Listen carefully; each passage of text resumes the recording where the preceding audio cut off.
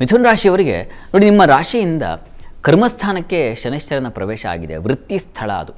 ಅಲ್ಲಿ ಶನೈಶ್ಚರ ಬಂದಿದ್ದಾನೆ ಅಂದರೆ ಮಂತ್ರಿವಾ ನೃಪತಿರ್ಧನಿ ಅಂತ ಹೇಳುತ್ತೆ. ಮಂತ್ರಿ ಆಗ್ತಾರೆ, ಇಲ್ಲ ರಾಜನೇ ಆಗಿಬಿಡ್ತಾನೆ ಅಂತ. ಹೀಗಾಗಿ ಮಿಥುನ ರಾಶಿಯವರಿಗೆ ಒಂದು ಅಧಿಕಾರ, ಒಂದು ಪಟ್ಟ ಅಂತಕ್ಕಂಥದ್ದೇನಿದೆ ಅದು ಖಂಡಿತ ನಿಶ್ಚಯವಾಗಿ ಸಿಗುತ್ತೆ ಶನೈಶ್ಚರನಿಂದಾಗಿ. ನಿಮ್ಮ ರಾಶಿಗೆ ಆತ ಅತ್ಯಂತ ಉಪಕಾರಿ, ಭಾಗ್ಯಾಧಿಪತಿ. ಹೀಗಾಗಿ ಅದೃಷ್ಟದ ಮೂಲಕ ನಿಮಗೊಂದು ವ್ಯವಸ್ಥೆ ಏರ್ಪಾಡಾಗುತ್ತೆ. ನೀವು ಶಾಲೆಯಲ್ಲಿದ್ದರೆ ಅಲ್ಲೇ ಒಂದು ಲೀಡ್ರ್ ಆಗ್ತೀರಾ, ಅಥವಾ ನೀವು ಹಳ್ಳಿಗಳಲ್ಲಿದ್ದರೆ ಅಲ್ಲಿ ಜನನಾಯಕರಾಗ್ತೀರಾ, ದೊಡ್ಡ ದೊಡ್ಡ ಸಿಟಿಗಳಲ್ಲಿದ್ದರೆ ಅಲ್ಲೇ ಒಂದು ವ್ಯವಸ್ಥೆಯ ನೋಡ್ಕೊಳ್ತಕ್ಕಂತಹ ಒಂದು ಅಧಿಕಾರಿಗಳಾಗ್ತದೆ. ಅದರಲ್ಲಿ ಯಾವುದೇ ಸಂಶಯ ಇಲ್ಲ. ಆದರೆ ಅಲ್ಲಿ ಕಿರಿಕಿರಿಗಳು ಇದ್ದಾವೆ.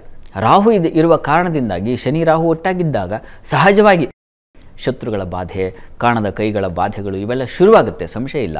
ಆದರೆ ಕೊರತೆ ಅಂತೂ ಆಗೋದಿಲ್ಲ, ಯೋಚನೆ ಮಾಡಬೇಡಿ. ಮತ್ತು ಜನ್ಮಸ್ಥಾನಕ್ಕೆ ಬರ್ತಾ ಇದ್ದಾನೆ, ಇದೇ ಮೇ ತಿಂಗಳಲ್ಲಿ ನೀವು ಕಾಣ್ತೀರಾ, ಗುರು ನಿಮ್ಮ ರಾಶಿಯನ್ನು ಪ್ರವೇಶ ಮಾಡ್ತಾನೆ. ಆಗ ಜೀವೇ ಜನ್ಮನಿ ದೇಶ ನಿರ್ಗಮನಂ ಅರ್ಥಚ್ಯುತಿಂ ಅಂತ ಹೇಳುತ್ತೆ. ಬಹಳ ಹುಷಾರಾಗಿರಬೇಕು. ಅಲೆದಾಟಗಳು ಹೆಚ್ಚಾಗುವ ಸಾಧ್ಯತೆಯನ್ನು ಸೂಚಿಸುತ್ತೆ. ಕೆಲಸದ ನಿಮಿತ್ತವೋ ಅಥವಾ ಇನ್ನೇನೋ ಒಂದು ಜವಾಬ್ದಾರಿಯ ನಿಮಿತ್ತವಾಗಿ ಅಲೆದಾಟ ಅನ್ನೋದು ಶುರುವಾಗುತ್ತೆ. ದೇಶ ನಿರ್ಗಮನ ಅಂದರೆ ಮನೆ ಬಿಡಬೇಕಾದ ಸಂದರ್ಭ, ದೇಶವನ್ನೇ ತೊರೆದು ಮತ್ತೊಂದು ದೇಶಕ್ಕೋ ವಿದೇಶಕ್ಕೆ ಹೋಗಬೇಕಾದಂಥ ಪರಿಸ್ಥಿತಿ, ಒತ್ತಡದಿಂದ ಹೋಗಬೇಕಾದ ಪರಿಸ್ಥಿತಿ, ಇವೆಲ್ಲ ಬಂದ್ಬಿಡುತ್ತೆ. ಅರ್ಥಚ್ಯುತಿ ಅಂತಲೂ ಹೇಳಿದೆ, ಹಣಕಾಸಿನ ಖರ್ಚು ಉಂಟು ಮಾಡ್ತಕ್ಕಂತಹ ಸಾಧ್ಯತೆ ಇದೆ. ಹೀಗಾಗಿ ಇದ್ರ ಕಡೆ ಗಮನ ಇರಲಿ. ಆದರೆ ಆತ ಕರ್ಮಾಧಿಪತಿ ಮತ್ತು ಸಪ್ತಮ ಏನು ಯಾವುದನ್ನು ಸಂತೋಷ ಆನಂದ ತಂದುಕೊಡುತ್ತೋ, ಯಾವುದನ್ನು ದಾಂಪತ್ಯ ಸೌಖ್ಯ ಅಂತ ಕರಿತೀವೋ ಆ ಅಧಿಪತಿ ಜನ್ಮಕ್ಕೆ ಬಂದಾಗ ದಾಂಪತ್ಯದಲ್ಲೂ ಸಾಮರಸ್ಯ ಇತ್ಯಾದಿಗಳು ಏರ್ಪಾಡಾಗುತ್ತೆ. ವಿವಾಹ ಭಾಗ್ಯಗಳು ಗುರುವಿನ ದೃಷ್ಟಿ ಬಿದ್ದಾಗ ಸಪ್ತಮಕ್ಕೆ ಸಹಜ ಅಲ್ವಾ, ವಿವಾಹ ಏರ್ಪಾಡಾಗ್ತಕ್ಕಂತಹ ಸಾಧ್ಯತೆಯನ್ನು ಸೂಚಿಸ್ತಾನೆ ಗುರು, ಅದರಲ್ಲಿ ಯಾವುದೇ ಸಂಶಯ ಇಲ್ಲ.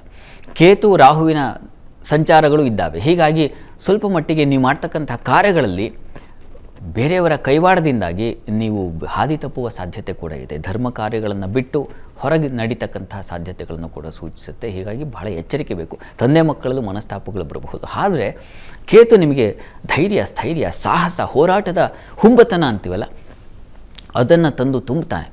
ಹೀಗಾಗಿ ಹುಂಬತನದಿಂದ ನೀವು ಪ್ರಮಾದಗಳನ್ನು ಮಾಡಿಕೊಳ್ಳೋ ಸಾಧ್ಯತೆ ಇರುತ್ತೆ. ಬಹಳ ಎಚ್ಚರಿಕೆಯಿಂದ ಎಲ್ಲ ಚೆನ್ನಾಗಿದೆಯಲ್ಲ, ನಾನು ಆಡಿದ್ದೆ ಆಟ, ಹೂಡಿದ್ದೆ ಲಗ್ಗೆ ಅಂತಾರಲ್ಲ, ಆ ರೀತಿಯಲ್ಲಿ ಆಗಬಾರದು ಬದುಕು. ಹೀಗಾಗಿ ಒಂದು ಎಚ್ಚರಿಕೆಯ ಹೆಜ್ಜೆಗಳನ್ನು ಇಡಿ. ಪ್ರಧಾನವಾಗಿ ನೀವು ಕೂಡ ನೋಡಿ, ವಿಷ್ಣು ಸಹಸ್ರನಾಮ ಪ್ರತಿ ದಿವಸ ಹೇಳ್ಕೊಂಡ್ರೆ ತುಂಬ ಒಳ್ಳೆಯದು. ಯಾವುದಾದ್ರು ಒಂದು ನಾಗಕ್ಷೇತ್ರಕ್ಕೆ ಹೋಗಿ ಬನ್ನಿ, ಅದು ಹೆಚ್ಚಿನ ಅನುಕೂಲ ಉಂಟು ಮಾಡಿಕೊಡುತ್ತೆ. ನಾಗನ ಆ ಪ್ರಾರ್ಥನೆ, ನಾಗ ಸನ್ನಿಧಾನಕ್ಕೆ ಸಮರ್ಪಣೆ ಮಾಡ್ತಕ್ಕಂಥ ಅರಿಶಿನ, ಇವೆಲ್ಲ ತುಂಬ ವಿಶೇಷ ಫಲ ತಂದುಕೊಡುತ್ತೆ.